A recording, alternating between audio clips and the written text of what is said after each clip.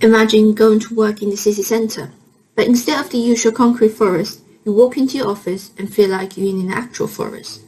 Wood has this psychological effect on us not dissimilar to the calming effect of nature.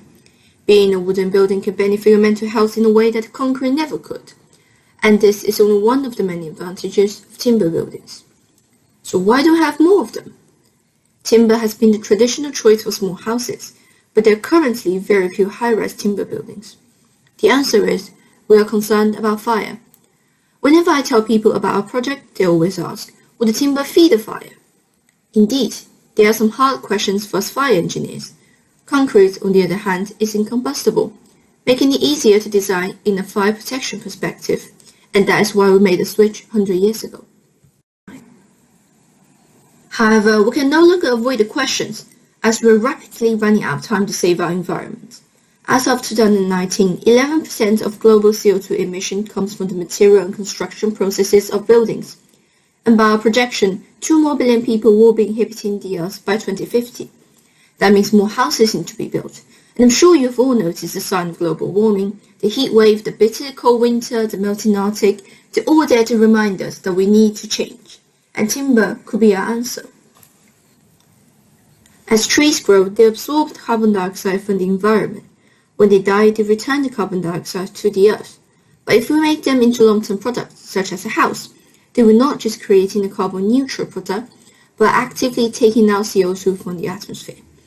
With proper planning, we won't ever run out of timber. And if we can build skyscrapers out of timber, future cities can become our largest carbon sink.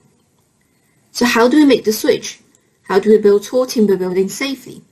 We already know that timber material can last over 1,000 years, and if we take both weight and strength into account, engineered timber product can be as strong as steel.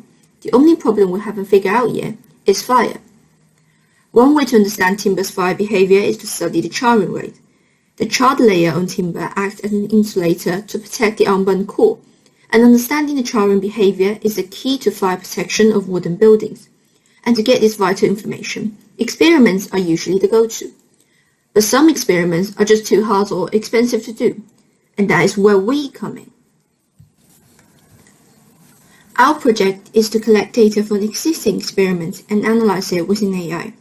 There are so many variables in the fire that as human is having really hard time figuring out how they're connected. But machine learning is famous in uncovering hidden patterns. However, to do this, we need data.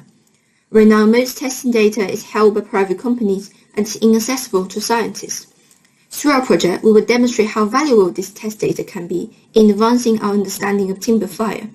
And this will be the most powerful appeal we can make to the wider communities to let scientists access their data. If done right, we can predict the charring rate without the series of expensive testing and move us one step closer to a dream of sustainable future.